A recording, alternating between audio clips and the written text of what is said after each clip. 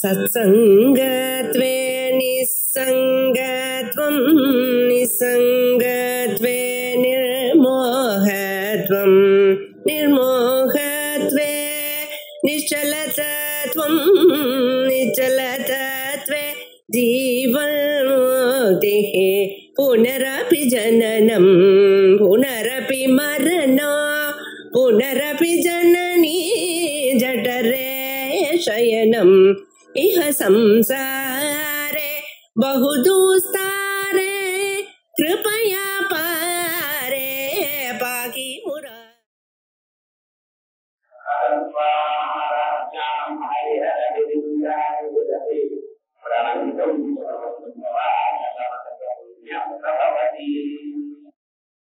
सवित्रे वचन्याध्याभिर्वांसाजननि तच्चिन्तयति यः सहर्ता कार्याणां भवति महतां मण्डिर्तिभिः वचोभिः वाक्यैः वदनकमलामोदमधुरैः। 17வது ஸ்லோகம். நேற்று இந்த ஸ்லோகத்துக்கு அர்த்தம் பார்த்தோம். அம்பாள தியானம் பண்றவர்களுக்கு கவித்துவங்கிறது தானா சிந்திக்கிறது. அது எப்படி சுங்காரவத பிரதானமாகவும் எந்த ஒரு வார்த்தையை கேட்ட சபையில இருக்கிற எல்லா மனுஷியாருக்கும் மனசுல ஒரு நிறைவு ஏற்படும். அப்படிப்பட்டதான ஒரு வார்த்தையாவது அவளுக்கு பேசக்கூடியதான தன்மை வரும் அப்படின்னு சாதாரணமான அர்த்தத்தை பார்க்கணும். ஆனா இதுல உபாசனா பிரக்கிரிய ஒண்ணு இருக்கு. அம்பாளை நாம் தியானம் பண்ணக்கூடியதான வழியை சொல்லும். ஆனா அந்த அம்பாள் எப்படி இருக்க அப்படின்னு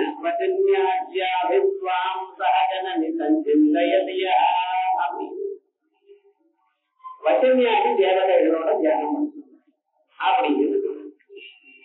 இந்த வசன்யாதி தேவதை வசனி, காணேஸ்வரி, மோதரி, விமலா, அருணா, தேவி இப்படின்னு 8 பேர்.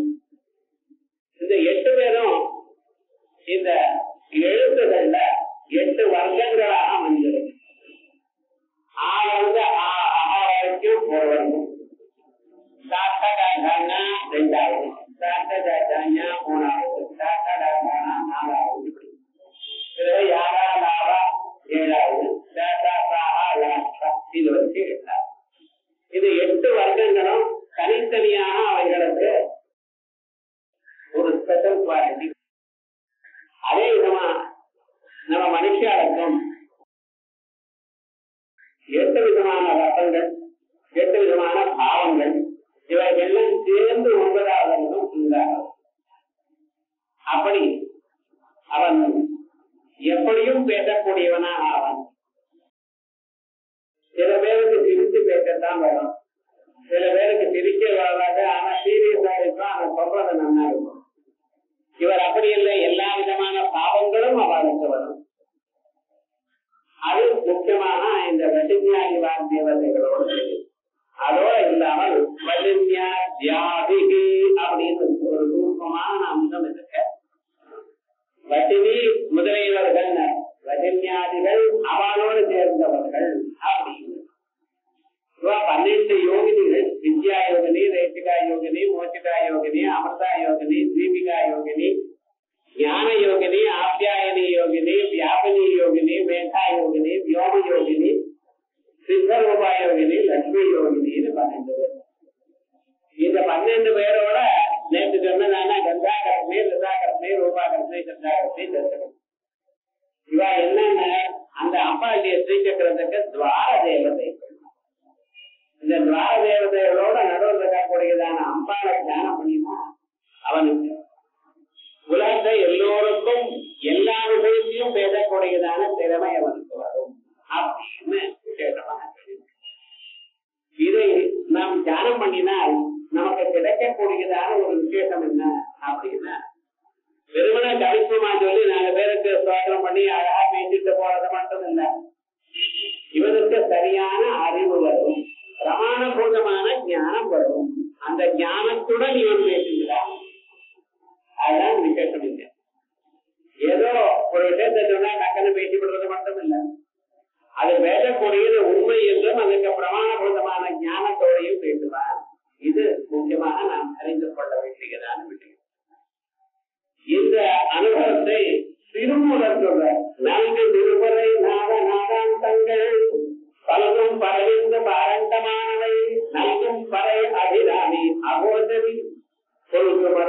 அப்போதம் தந்தருவே தந்தாளுவே அப்படின்னு இந்த போதத்தை கொடுக்கிறவள்.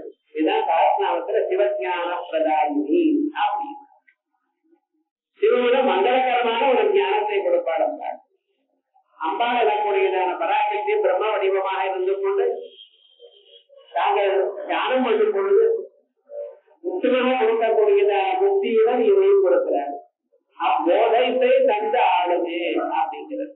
அல்ல அபிராமிக்கு இன்னொரு பேர் சொல்றாங்க அகோச்சரி, வாசாம் அகோச்சரம் அப்படிங்கிறத. புலங்களுக்கு அப்பாற்பட்டதான சக்தி, திறமையால் புலங்கள் வேலை செய்யணும். அத்திறமையை அப்புலன் அறியாது. புலன்கள் எந்த திறமையோட எல்லா வேலையும் செய்கிறதோ அந்த திறமையை புலன் எப்படி அறியும்? புலனுக்கு சில கட்டுப்பாடு உண்டு. அதுக்கு கலர் இருந்தால், உருவம் இருந்தால் மண்ணு பார்த்தோம், வாசனை இருந்தால் மூக்கு அறியும். வாசனை இருக்குன்றதா மூக்க வேலை செய்யலன்னு நாக்க வேலை செய்யாது. நாக்குதான் சுவையை அறியணுமே தவிர கண்ணு சுவையை அறியாது. கண்ணு உருவத்தான் அறியும். லட்டு நன்னா இருக்கு, கண்ணில போட்டுட்டா கண்ணு எரியாது. அது நாகல போட்டுட்டாலும் தெரியுமா இருக்கும். அப்படி திறமை ஒன்றா போதிலும் அந்தந்த புலன்கள் அந்தந்த திறமையை தான் அறியும்.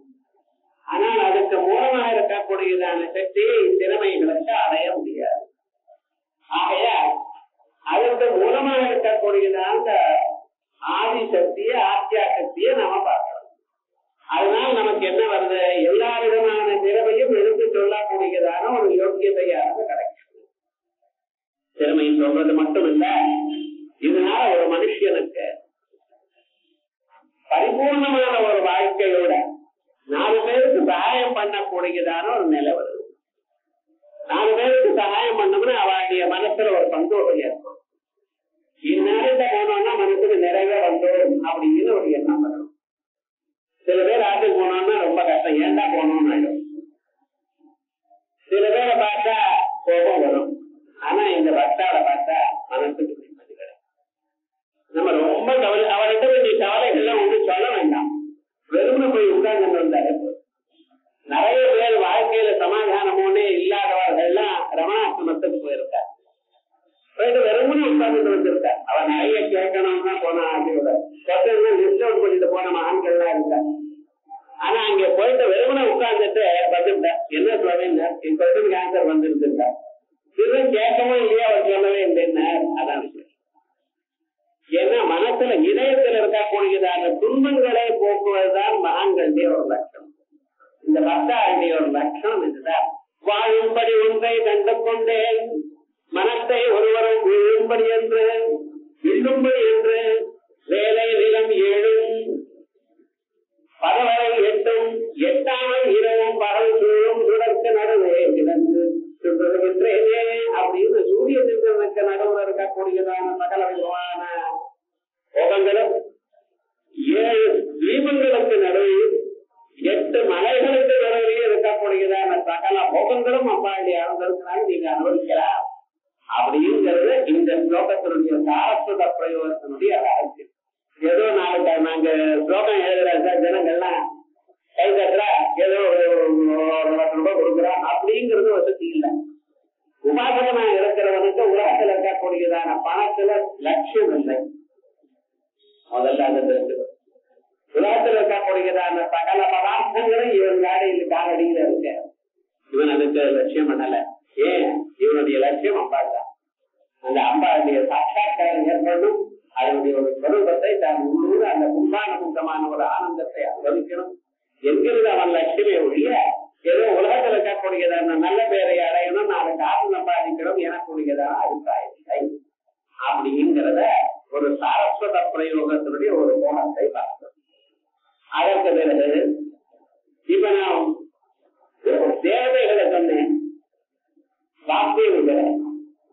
இந்த வாக்கியவிகளுக்குள்ள முதல்ல இருக்க வாக்கியவிக்கு வட்டினின்னு அதான் காமேஸ்வரி, தேவி, மோதிரி, அவனா, விமலா அப்படியெல்லாம் இருக்கும். இந்த வட்டினி வாசுதேவதான்னு சொல்லிட்டு இருக்கோம் பார்த்தல. இந்த வட்டினிங்கிற பதத்துக்கு என்ன அர்த்தம்? எல்லாவற்றையும் வசமாக்குவது. இத வசமாக்குவது எனக்கூடியது அது ஒரு பெரிய ஒரு பிரயோஜனமாக சில பேர் கருதுறாங்க.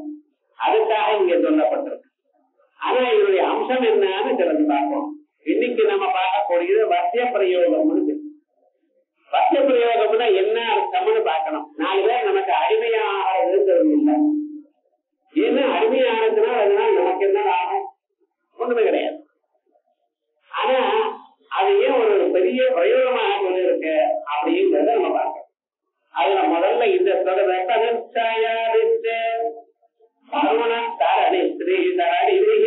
சிவம் சர்வாம் உருவி அருணிமணி மந்திரம் மரதியா அவந்தி அத்தியத்ரத்யத்வனஹரிண காலேன நயனா சஹ ஊர்வஸ்யா வஸ்யா கதி கதின கீர்வாண கணிகா சனுச்சாயாதித்தே தருண தரணி ஸ்ரீதரணிபிஹி.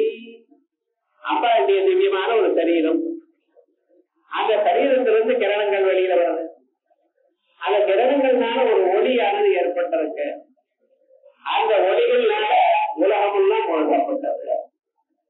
சிவமும் சர்வாம் பூமியும் தேவலோகம் ஜீலோகம் என்ன, ஆகாசம் என்ன, பூமி என்ன, நடுவில் இருக்கக்கூடியதான அந்தரிஷமும் எல்லாம் அந்த ஒரு ஒளிக்குள்ள இருக்கு.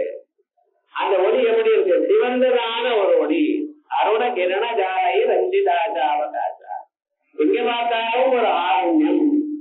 லௌகித்யமே தத்ய சர்வஸ்ய விமர்சா. வேதங்கள் சொல்றது இதுதான். ஏதஸ்ய சர்வஸ்ய விமர்சா. அம்பாளுடைய விமர்சமான ஒரு ஸ்வரூபம், பிரகாசஸ்வரூபம் உண்டு. அது சரீரத்துக்குள்ள மூலாதாரத்திலிருந்து பிரம்மரத்தில பரியந்தம் ஒரு பிரகாசமாக சாட்சி ஸ்வரூபமாக காணப்படுகிறது. ஆனா இங்க சொல்லக்கூடியதானது விமர்சம் விசேஷேன விடுத்தியது. உலகத்துல எல்லாராலையும் நினைக்கப்படுகின்றதான ஒரு ஸ்வரூபம். அப்படிப்பட்டதான விமர்சஸ்வரூபம் எங்கும் சிவந்ததாக, உலகம் முழுக்க சிவந்ததான ஒரு ஸ்வரூபம். காலமே ஒரு 5-6 மணிக்கு எழுந்தது. அந்த சூரியனுடைய உதயத்தை பார்த்தீங்கன்னா உலகம் முழுக்க சிவந்ததாக இருக்கும். அதான் அம்பாளுடைய ஸ்வரூபம். அப்படி ஸ்வரூபத்தில் உலகங்கள் முழுக்க இப்படி மகனமாக இருக்கிறதாக பார்த்தீங்களா, தியானம் பண்ணினீங்களா? அருணமணி மக்னம் மரதியா. அருணிமணி மக்னம். எங்க பார்த்தாலும் அருணிமா சிவப்பதா இருக்கு. அதுல மக்னம் அப்படியே மூழ்கி இருக்கிறதா, உலகங்கள் எல்லாம் மூழ்கினதா யார் தியானம் பண்ணுகிறாரோ இதனால என்ன கிடைக்கிறது? உங்களுக்கு உலகம் முழுக்க அம்பாளுடைய ஸ்வரூபம். இப்ப அம்பாள்னா ஒரு கோவில்ல கடவுளைக்குள்ள ஏதோ ஒரு மூலையில உட்கார்ந்து இருக்கா அப்படின்னு நினைச்சுட்டு அப்படின்னு உலகம் முழுக்க சதேவ சோமியமகிராசி அப்படின்னு வேதங்கள்லாம் சர்வ வியாபகமாக உலகத்தையும் வியாபித்திருக்கிறதா எந்த உருவம் சொல்லுகிறதோ அந்த உருவத்தை நீங்க தியானம் பண்ணணும். ஒரு மூலையில உங்க மனசானது இந்த நாள் ஒரு சின்னதான பொருளைத்தான் பார்த்து அதுக்கு ஒரு வழக்கம். இப்ப அப்படி இல்ல, உலகம் முழுக்க அம்பாளுடைய பெருமா பாக்குறேன். ஏதான் விஸ்வம் விஷ்ணுர்வகாரா உலகம் பிரபு அப்படின்னு உலகமே பகவானுடைய ஸ்வரூபம் என்று எதை சொன்னேடோ அதுதான் விஸ்வரூபாஜாகரணி பிரபந்தேதாத்மிக அப்படின்னு விஸ்வஸ்வரூபமாக அம்பாளை பார்க்கக்கூடியதான நிலை இங்க இருக்கு. ஆகையால் இந்த ஸ்லோகத்துல வேற எதுவும் நினைக்கப்படாது. இங்க என்ன சொல்லிருக்க? உலகமே அம்பாள். உலகத்தில் இருக்கக்கூடியதான சகல பிராணிகளே அம்பாளுக்குள்ள இருக்கு. 17-16 புவனங்கள் என்ன, 3 லோகங்கள் என்ன இல்ல அம்பாளுடைய சரீரத்துக்குள்ள அந்தர்கதமா இருக்கு. அந்த அம்பாளுடைய ஒரு அனுராகத்தின் அந்த சிவப்புன்னு சொல்ற பார்த்தா, சிவப்புங்கிறது ஒரு அட்டாச்மெண்ட சொல்றது, ஒரு அனுராகம். அம்பாளுடைய ஸ்வரூபம்னா எல்லாரிடத்துலயும் ஒரு தயா, எல்லோரையும் காப்பாற்றணும்னு எனக்கூடியதான எண்ணம். நீங்க திரும்பி பார்த்தீங்கன்னா போதும் உங்களை அனுகிரகம் பண்ணிருக்கலாம். நம்மதான் திரும்பி பார்க்க வேண்டாம். இன்னொரு பக்கம் பாக்குறோம்.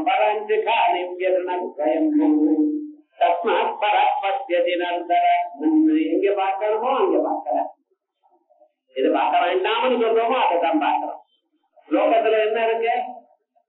இங்க இருந்து செலவு பண்ணி சிட்டி ட்ரேட் சென்டருக்கு போறாங்க. ஏதான எக்ஸிபிஷன் 3 பொருள் வாங்க முடியல, அவ்வளவு விலை வைக்கிறோம். ஏன் போயிட்டு வந்து கால் வலித்தான் மிச்சம். என்ன ஏன் பண்றேன் தெரியல. அவ்வளவு மனுஷனுடைய சுகாதாரம் இப்படி இருக்கு. இங்க போகணும் அங்க போகணும், அதை பார்க்கணும் இதை பார்க்கணும், எல்லாமும் இருக்கு.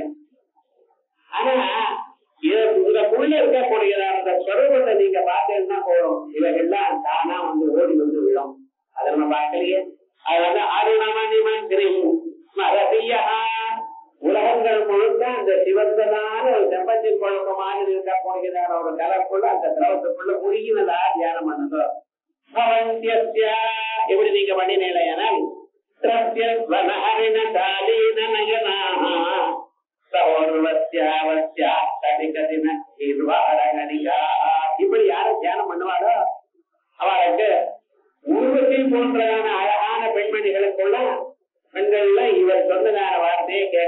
கொண்டு வந்துருவா அப்படின்னு. ஞானம் நல்லா இருக்கு, ஆனா இது ஒண்ணும் பிரயோஜனமா தெரியலையே. அவன் நம்மளுக்கு தாத்தாளாயி என்ன பிரயோஜனம்? ஆனா அது இல்லை. இங்க ரகசியம், இங்க ஒரு ரகசியம் ஒண்ணு இருக்கு. மனுஷனுடைய வாழ்க்கையில 4 ஆசிரமங்கள் சொல்லியிருக்கோம். என்னது? கிரகஸ்தா, முதல்ல பிரம்மச்சரியாசிரமம், கிரகஸ்தாசிரமம், வானப்பிரஸ்தாசிரமம், சன்னியாசாசிரமம், 4 ஆசிரமம். இந்த 4 ஆசிரமங்கள்ல சிறந்ததான ஒரு ஆசிரமம் கிரகஸ்தாசிரமம். அந்த கிரகஸ்தாசிரமம் ஜபன்னாம் ஆசிரமா நாம் கிரகஸ்தோயோ நிலுச்சதே அப்படிங்கிறது இந்த 4 ஆசிரமங்களுக்குள்ள கிரகஸ்தாசிரமம் தான் எல்லாவற்றுக்கும் காரணம். என்ன சார் அதுக்கு அவ்வளவு விசேஷம் அப்படின்னு கேட்டீங்கன்னா, அந்த ஆசிரமத்தில் தான் அதிகமாக கர்மத்தை தாங்கள் செய்ய முடியும். மற்ற ஆசிரமங்கள்ல அவ்வளவு தர்மம் பண்ண முடியாது. இது தர்மமானது 2 விதமாக இருக்கு. எந்த தர்மம் செய்தால் தாங்கள் மட்டும் பலத்தை அடைகிறதோ அது ஒரு தர்மம். ஒரு தர்மத்தை செய்தால் உலகம் முழுக்க அது சேவை ஏற்படுகிறதோ அந்த தர்மம். இந்த 2 தர்மங்கள்ல உலகம் முழுக்க சந்தோஷத்தை அடையக்கூடியது அந்த தர்மம் உயர்ந்தது. அப்படிப்பட்ட தர்மத்தாரி ஒருவர் இருந்தா போதும் அந்த கிராமமே அந்த நகரமே சேவமாக இருக்கும். அது சன்னியாசாசிரமம் இருக்கு. அவ ஓங்காரோபாசனம் பண்ணுகிறார். ஓங்காரோபாசனம் பண்ணினா என்ன லாபம்? அவளுக்கு ஏன் மொத்தத்தை அடையலாம். அவளை யார் நமஸ்காரம் பண்றாரோ அவளுக்கு புண்ணியம் வரும். அவளை யார் நமஸ்காரம் பண்றா? நியாயமா சன்னியாசியானா இங்க வெளியிலேயே வரப்படாது, கிராமத்துக்குள்ளேயே வரப்படாது, காட்டுக்குள்ளேயே இருக்கணும். அப்படி இருந்தாருன்னா அவனால என்ன பிரயோஜனம்? அவருக்கு சேமம் ஏற்படும். ஆனா நம்ம கிரகஸ்தார், நம்ம முனீஸ்வரர் யாரும் முத்தரோ வாமதேவரோ விஸ்வாமித்திரோ இப்படிப்பட்டோ எல்லோருமே கிரகஸ்தான் தான். கண்வர் கௌதமர் எல்லாரையும் எல்லோரும் கிரகஸ்தாசிரமத்தில் தான் இருந்திருக்காங்க. ஏன்னா கிரகஸ்தாசிரமத்துல பண்ணா பண்ணிக்கதான் ஒரு தர்மமானது அது அவளுக்கு மட்டும் இல்லட்டா உலகம் முழுக்க சேவத்தை கொடுத்தாங்க. நீங்க சாதாரணமான ஒரு யாகம் பண்றேன், ஒரு சின்னதான ஒரு ஹோமம் பண்றேன், கணபதி ஹோமம் பண்றேன், அல்லது வெள்ளிக்கிழமையா இருக்கு இன்னைக்கு திருப்பூர் ஹோமம் பண்ணுவோம். 17 என்ன லாபம்னா அக்னமும் புறாவது எங்க ஆரோக்கியமும் பதிர்த்தது. நீங்க பண்ணிடுறாங்க அந்த ஹோமம் இருக்கு, அந்த நெய் அது போய் வந்து சூரியன் வரைக்கும் போடலாம். ஆதித்யாஜாயதே விரட்டே விரட்டேரம் நம்பதா. அதாவது மழை பெய்யுது, மழையினால அண்ணன் தட்டு சமந்தியா இருந்து சத்தியம் சமந்தியா இருந்ததுன்னு வச்சுக்கலாம். ஜனங்க சௌக்கியமா இருந்தாங்க. மனுஷா இருக்க வேண்டியது சாப்பாடு. அந்த சாப்பாடு காலை இல்லாம இருக்க நிம்மதியா இருக்கா? இப்ப மெட்ராஸ்ல இருக்கிற நமக்கு கிராமத்துல இருக்கிறவங்களுக்கு என்ன வித்தியாசம்? கிராமத்துல ஏதோ நிலம் இருக்கு, நிலத்துல இருந்து ஒரு 30 மூட்டை 40 மூட்டை அரிசி போட்டுருவோம். அவருக்கு கவலை இருக்குதுன்னு அவர் காலம்புரை எழுந்தோம்னா அரிசிக்கு அடைய வேண்டாம். ஒரு வருஷம் அரிசி இருக்காத்துல அதுல என்னன்னா ஏதோ அங்க இருக்கக்கூடிய குடிய தோணுது, அது இது ஆயிடுச்சுன்னு அதுல கொள்ளையில வாழைக்காய் இருக்கும், மாமிஞ்சி இருக்கும். அவனை அரைவிட்டு அப்படியே நடந்துருவான். இந்த மாதிரி பாம்பு பிரச்சனை போக வேண்டியது, 1 கிலோ 80 ரூபாய் வாங்க வேண்டியது, வாங்க முடியலையே அங்கே அழகு, வாங்காம போனா வீட்டு இப்படின்னு அவனுக்கு மனசுக்கு நிம்மதியா இருந்ததுக்கு காரணம் ஆகாரம் நிறைய இருந்தது. ஆகாரம் நிறைய இருந்ததுக்கு காரணம் என்ன? நிறைய வருஷங்கள் இருக்கு. நிறைய வருஷமா இருக்கிறதுக்கு காரணம் என்ன? அவ ஹோமாதிகள் பண்ணினா. இப்படி ஏகம் பிரவர்த்திதம் சக்கரம் நான்வர்த்தய தீஹய அகாயுரித்யா ராமஹ மோகம் பக்கத ஜீவதே. பகவத்கீதையில இப்படி வேதங்கள்னால கர்மாக்கள் பண்றதுனால அவனுக்கு க்ஷேமம் ஏற்படுறது, அன்னம் உண்டாகுது, அன்னங்கள்னால பிரதேசம் உண்டாகுது, அந்த பிரதேசம் மறுபடியும் தர்மத்தை பண்ணிட்டு இருக்கேன். இப்படி ஒரு சக்கரமா நான் உலகத்தை முதல்ல சக்தி பண்ணினேன். இந்த சக்கரத்துக்கு முட்டு கட்ட போறாங்கிறோ கர்மாவை பண்ணுங்கிற விவகாரம். அப்படி இந்த கர்மாக்களை நன்றாக பண்ணி வேதோக்தமான கர்மாக்களையும் உபாசனைகளுடன் பண்ணக்கூடியதான ஒருவன் இவன் கிரகஸ்தாசி. ஆகையால் ஆசிரமங்களில் சிறந்ததான ஒரு ஆசிரமம் கிரகஸ்தாசிரமம். இந்த கிரகஸ்தாசிரமத்துல முக்கியமான பங்கு யாருக்கு இருக்குன்னா ஸ்திரீகளுக்கு இருக்கு. தர்மம் அவளுக்கு நம்பிக்கையோட அவ தர்மத்துல நம்பிக்கையோட இருந்தாலும் வீடு சௌக்கியமா இருக்கும். நீங்க படிக்கலாம், படித்தா உங்களுக்கு மட்டும்தான். அந்த அம்மா படித்தாலேயானால் அந்த குடும்பத்துக்கு அது ஞாபகம். ஒரு பெண்மணி படித்தாலேயானால் அந்த குடும்பத்துக்கு படிப்பு வரும். ஏன் குழந்தை எடுக்க வச்சிருக்க அவளை கைட் பண்ணி நல்லா அறியணும். அதனாலதான் தர்மம் ஸ்திரீகளுக்கு முக்கியமாக இருக்கணும் அப்படிங்கிறது. இந்த தர்மமானது ஸ்திரீகளுக்குள்ள இருக்கிறதுனாலதான் வீட்டுல கிரகத்துல தர்மம் நல்லா வருது. காலத்துல எழுந்து முதல்ல எழுந்துட்டு ஸ்நானம் பண்ணி வீட்டுக்குள்ள ஜலத்தை தெளிச்சு அதுக்கெல்லாம் கோலத்தை போட்டு ஸ்நானம் பண்ணி புது உடைக்கிட்டு எல்லாம் பூஜைக்கு எல்லாம் ரெடி பண்ணி இதெல்லாம் பண்ணினாத்தானே இவர் பூஜை பண்ற. ஒரு நாள் இவரை பண்ணிக்க சொல்லுங்க எல்லாத்தையும், அவ்வளவுதான்.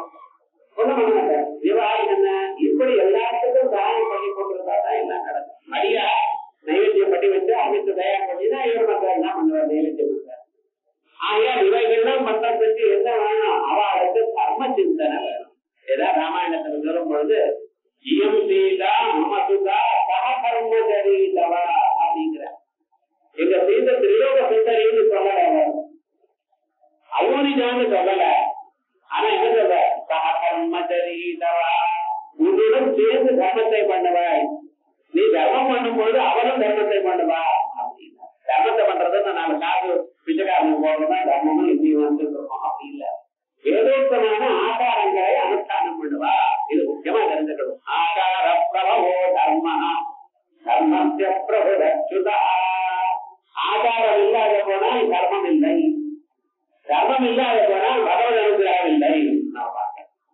அதுக்காக ஒன்னும் சீரியஸா அப்படி இல்லை. நமக்கு என்ன முடியுமோ அது ஒண்ணுதான். பெரியவர்கள் எந்த பாதையில போனாலும் அந்த பாதையில போயிட்டு இருந்தா சத்தியம் வத தர்மம் தர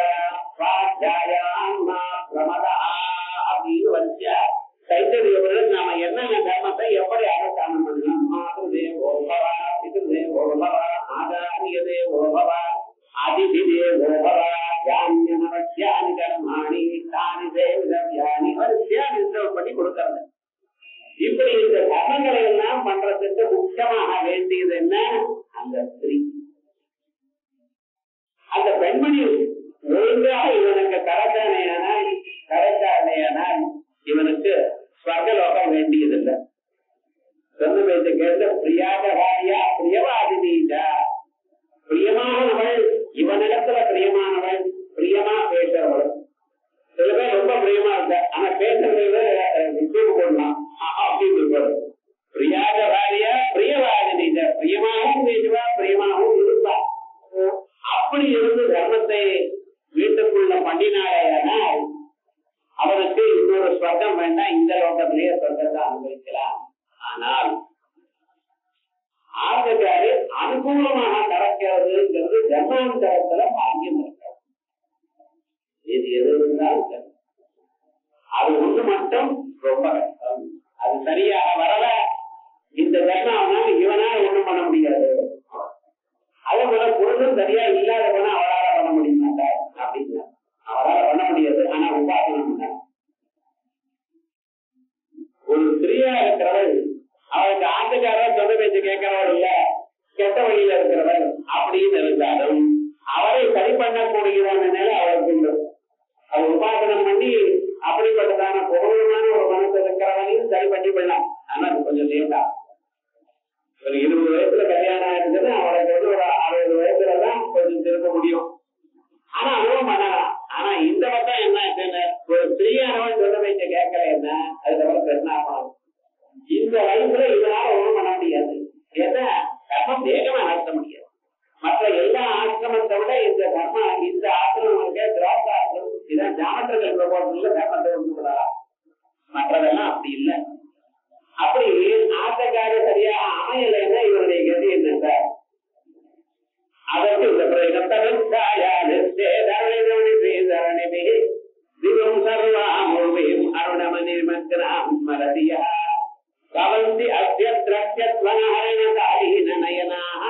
இவனுக்கு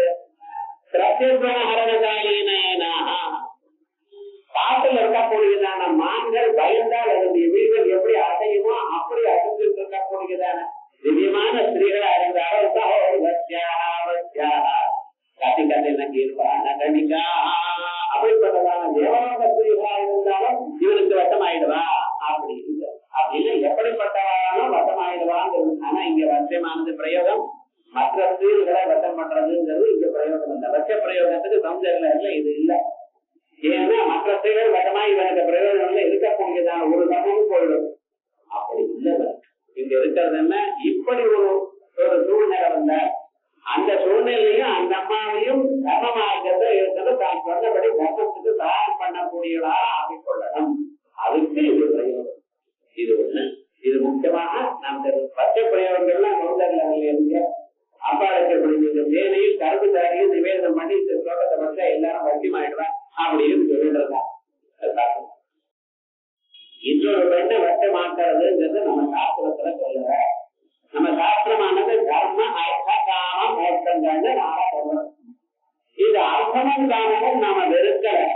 பணத்தை சம்பாதிக்கப்படாதுன்னு நாம் சொல்லல, உலகத்தை அனுபவிக்கப்படாதுன்னு சொல்லல. அர்த்தமும் காமமும் புருஷார்த்தமாகத்தான் சொல்லியிருக்கோம். ஒரு மனிதன் அனுபவிக்க வேண்டியதுதான் அர்த்தமும் காமமும். ஆனால் அதற்கு இந்த பக்கம் அந்த பக்கம் வளர்ந்து இருக்க அறத்துக்கு மாறுதலாக இருக்கப்படாது, தர்ம விருத்தமாக இருக்கப்படாது. வீடு கிடைக்காததான தர்மம் பிரயோஜனம் இல்லை. வீடு மோட்சம். இந்த அர்த்தமோ காமமோ அறத்துக்கும் வீட்டுக்கும் விரோதம் இல்லாமல் இருக்கிறது. அதனால்தான் இந்த கோடியில அறமும் அந்த கோடியில வீட்டையும் போட்டு தர்மார்த்த காமமோட்சங்கள்னு சொன்னதுக்கு என்ன, நீங்க உங்க வாழ்க்கையில் எப்படியாவது நடந்து கொள்ளுங்கள். ஆனா பணத்தை சம்பாதிக்கலாம், காமங்களை அனுபவிக்கலாம். ஆனா எப்படி அது தர்மத்துக்கு விருத்தமா இருக்கக்கூடாது, மோட்சத்துக்கு பிரதிபந்தமா இருக்கக்கூடாது. லௌகிகமான சுகங்களை அனுபவித்துக் கொண்டே இருந்தேன்னா மோட்சம் கிடைக்காது. இப்படி சொல்லி இருக்க. அப்படி அந்த அர்த்த காமங்கள் இருக்கிற அந்த அர்த்தம் இருக்கிறது ஒரு பொருளார்த்தம். அதோட காமங்கள் ஒரு பொருளார்த்தத்தை வசதியா சில பேர் வச்சுட்டு இருக்க. சாத்தியாயனாதி மாற்றங்கள்லாம் அதான் ரொம்ப வசதி அப்படின்னு சொல்லிட்டு இருக்க. ஆனா வேதம் என்ன சொல்றது, ஸ்திரீயோட போகமானது எப்பொழுதும் வைத்த பரஸ்திரிய அம்மா மாதிரி பார்க்கணும் அப்படி. மற்ற பெண்மணி யாரா இருந்தாலும் அது தெய்வமாக பார்க்கணும் என்று. அதனால அம்பாளை பூஜை பண்ணும்போது சுவாதின்யம் பிரீதா ஆதோபனா உத்தமானதா அப்படின்னு சுவாதின்யர்த்தன பிரீதா. ஒரு சுவாதினியிடத்துல அம்பாளை பூஜை பண்ணினா அம்பாளுக்கு ரொம்ப இஷ்டம். அம்பாளுக்கு ஒரு விக்கிரகத்தை வச்சு பூஜை பண்றதை விட, ஒரு ஸ்ரீசக்கரத்தை வச்சு பூஜை பண்றதை விட, உயிரோட இருந்துட்டு நல்ல ஒரு பெண்மணி அவ அம்பாளை பூஜை பண்ணிட்டு இருக்காங்க. அந்த ஸ்திரீ நடத்துல அம்பாளை தியானம் பண்ணினோம், அவளுக்கு பூஜை பண்ணினா நேரம் அம்பாளுக்கு பூஜை பண்ணிருந்தான ஒரு பலமானது கிடைக்கும். அதே போல சுவாசினி அம்பாளை பூஜை பண்ணினா அம்பாளுக்கு ரொம்ப இஷ்டம் அப்படிங்கிறது. அதோட மட்டுமல்ல, இது பண்ணினா சகல விதமான சோகனங்களும் வீட்டுல நடக்கும். சில பேர் இல்ல, இந்த வீட்டுல நல்ல காரியமே நடக்காது. இது அம்பாளை தியானம் பண்ணால 4 நாள் தியானம் பண்ணினா போறோம்னு 1000 நல்ல காரியங்கள் நடக்கும். இந்த இடத்துல பிரதி மாசமும் 20 நாள் நடந்துட்டு வேலைக்கு எங்கே போறது அப்பா சொல்றேன். நீங்க எங்க வரப்படுற இது நீங்க பாட்டு சொல்லிட்டே இருக்கு. அது இது காது எங்கே வரும், அது நீங்க தியானம் பண்ற. எப்பொழுதும் வீடு முழுக்க நிச்ச கல்யாணம் பச்சை போகணுங்கிறடா அப்படி இருக்கு. அப்படி கிராமங்கள் ஏதோ அப்படியே நினைச்சுட்டு இருக்கோம். ஒரு 3 பேர் சொல்லுவா அது பண்ணுவா இது பண்ணுவா ஒவ்வொரு பண்ணுவா. இப்ப ஏதாவது பண்றாரோ ஒண்ணு கிடையாது. எந்த ஆத்துல போனாலும் 2 ஆள் அழைச்சி அவங்க குக்கர் இல்ல சேர்க்கலாம். 2 பேர் சமைக்கிறதுலாம் குக்கர் இல்லை, பாத்திரமே இல்லை. பாத்திரம் வந்ததுதானே 4 பேர் சமைச்சு போடுறது கிடையாது. அப்படின்னு பண்ணிவிட்டோம் நம்ம மாறாங்க. கிராமத்துல 3 வீடு இருக்கு. 100 பேர் வந்தாலும் ஒரு கிராமம் எல்லாம் ஆனந்தமா படுத்துப்பாங்க. அப்படி இருந்தது மெயின்டைன் பண்ணிட்டு இருந்தா சௌக்கியமா இருந்தது, அது வேற. ஆனா ஒண்ணு நம்ம பார்க்கணும், இதற்கு காரணம் என்ன, அந்த ஸ்திரீகள் சௌக்கியமா இருக்கணும். அதுக்கு வழி என்ன, இப்படி இந்த ஊர்வசின்னு சொல்லிட்டு பார்த்தா இது கொஞ்சம் கவனிக்கணும். நரநாராயணான்னு 2 பேர் பதிர்கா கஷேத்திரத்துல இவ 2 பேரும் தபஸ் பண்ணிட்டு இருக்காங்க. எதுக்காக, லோகக்ஷேமத்துக்காக தபஸ் பண்ணிட்டு இருக்காங்க. இவருடைய தபஸ் எந்த நிலைக்கு வந்தாச்சுன்னா, அந்த தபஸ்னால ஏற்பட்டதான ஒரு புண்ணியம் 100 அஸ்வமேதங்கள் பண்ணினா என்ன புண்ணியமோ அதை விட அதிகரிக்க வந்து இந்திரனுக்கு பயம் உண்டு. இந்திரன் ஒரு உத்தியோகத்துல ஒரு போஸ்டுக்கு என்ன அவரோட கண்டிஷன்னா, அடுத்ததாக ஒருவன் இவ்வளவு புண்ணியம் பண்றவன் வந்தானே ஆனால் அது வரைக்கும் தான் அவருடைய அவருக்கு ரிட்டையர்மெண்ட். அப்படி அடுத்த ஆள் அவ்வளவு புண்ணியத்தோட வந்துட்டுதுன்னு வச்சுங்களேன், இவன் ரிட்டையர் ஆயிடணும், அவர் அங்க இருந்திருக்கான். யாருக்காவது ரிட்டையர்மெண்ட்னு இஷ்டமா சார்? 58 இருக்கிறோம், 60 இருக்கிறோம், 60 இருக்கேன், ஜட்ஜுக்கு 65, எனக்கு ஏன் 65 இருந்தா 75 ஜப்பான்லயா அது வரைக்கும் ரிட்டையர் ஆகி என்னென்ன காசு மேல ஆசை மோகம் விடல மனுஷனை. ஆகையால் என்ன பண்ணினா இந்திரனுக்கு மறுபடியும் அடுத்த இந்திரன் யாருக்கும் வரக்கூடாது அப்படிங்கிற ஒரு அபிப்பிராயத்துல யாராவது 100வது யஜ்ஞம் பண்ணினா அந்த 10 எடுத்து போறது, அது எங்க இதை பண்றது, இப்படி எல்லாம் பண்ணிட்டு இருப்பாங்க விவகாரத்துல. இப்படி இவ தபஸ் பண்ணிட்டு இருக்கா. இவளை என்ன பண்றதுன்னு தபஸ் பண்ணிட்டு இருக்கப்ப இவளை தபஸ்ல இருந்து கலைக்கணும். கலைக்கிறதுக்கு வழி என்னன்னு 4 அப்சரத்தை அனுப்பிச்சேன். இவன் அப்சரத்தை அனுப்பிச்ச அவ பாட்டுக்கு ஏதோ நான் பாட்டு பண்ணிட்டே இருக்கா. 2 நாள் ஆச்சு, 3 நாள் ஆச்சு, 4 மாசம் ஆச்சு. 4 மாசம் டெய்லி டான்ஸ் ஆடினா அந்த அம்மா உடம்பு என்ன காலத்துல இவர் கண்ணை திறக்காரு, கண்ணை திறக்க மாட்டேங்கிறது முழுக்க. அவளுக்கு ஒண்ணும் முடியல. மயக்கம் கீழே வந்துருந்தா அது மாதிரி நம்ம ஊர் உத்தியோகம் மாதிரி இல்லை. வேலைக்கு ஆடு வருவான், 2 அடி அடிச்சிருவான், படுத்து உட்காரும், டீ சாப்பிட போயிடும், அவன் கிருஷ்ணாபுரம் மறுபடியும் வந்தா விட்டு இல்லைன்னா இல்ல. அப்படி நடக்குமா? அது இந்திரனுடைய உடம்பு முழுக்க ஒன்னால முடியல, மயக்கமா விழுந்துட்டாராம். உள்ள இருக்கிற நாராயணனுக்கு மனைவிக்கு கவலை வந்துட்டு ஆடா நம்மளுடைய தபத்தை கலைக்கணும்னு இந்திரன் நினைச்சேன். அது என்ன ஆச்சுன்னா பாவம் இந்த அம்மாவுக்கு இப்படி ஆயிடுது அப்படின்னு அந்த அம்மாவுக்கு மறுபடியும் தெளிவு வேறாங்கல காத்துட்டு இருக்காரு. தெளிவு வந்தது, மறுபடியும் எழுந்து டான்ஸ் ஆரம்பிச்சா. அப்ப என்ன பண்ண தெரியுமா, தான் கண்ணு திறந்த சந்தோஷத்தோட அப்பா இந்நேரத்துக்காக இவருடைய தரத்தை கரைஞ்சது அப்படிங்கிற அபிப்பிராயத்துல கிட்ட வந்தாராம். அந்த அம்மா அங்க நில்லுன்னு சொல்லி தொடையை தட்டினாராம். தொடையை தட்டினதுமே அந்த அம்மாவோட அழகான ஒரு பெண்மணி இவருடைய தொடையில இருந்து வந்தா. பார்த்தாராம், என்னென்ன இந்த பெண்ணையும் நீங்க அழைச்சிட்டு போயிட்டு இந்திரன் போய் சொல்லுமா, இது போல பெண்மணிகள் 1000 பேர் என்னடா இருக்கா, நீ டான்ஸ் ஆடினா நான் வாங்க போறேன். அதனாலதான் அந்த அம்மாவுக்கு ஊர்வசின்னு பேர். ஊருன்னா தொடை. அந்த தொடையில எல்லாரையும் வட்டம் பண்ணினாள் அப்படிங்கிற அபிப்பிராயத்தான் தான் ஊர்வசி. அவளுடைய தங்க திலோத்தமான்னு பேர். திலம்னா எள்ளு. இவளை விட எள்ளளவு அழகு ஜாஸ்தியம், அதான் திலோத்தமான்னு பேர். இது ஒவ்வொரு அப்சரத்தும் அவள் ஜலத்துல இருந்து உண்டாடுறான். அப்சரம் அப்படின்னா ஜலம். அந்த தரத்தில் இருக்கக்கூடியதான ஜலத்திலிருந்து உண்டானதுனால அவளுடைய சரீரமே விறுவிறுப்பா இருக்கும் அப்படின்னு ஏதோ சாஸ்திரங்கள் சொல்றது. இது நானும் பார்க்கல, சாஸ்திரம் சொன்னதுதான். ஆனா ஒண்ணு ஞாபகம் வச்சுக்கணும், இப்படிப்பட்டதான ஸ்திரீகளும் வசமாகிறாள்னா என்ன அர்த்தம்? அது இங்க அர்த்தம் இல்லை.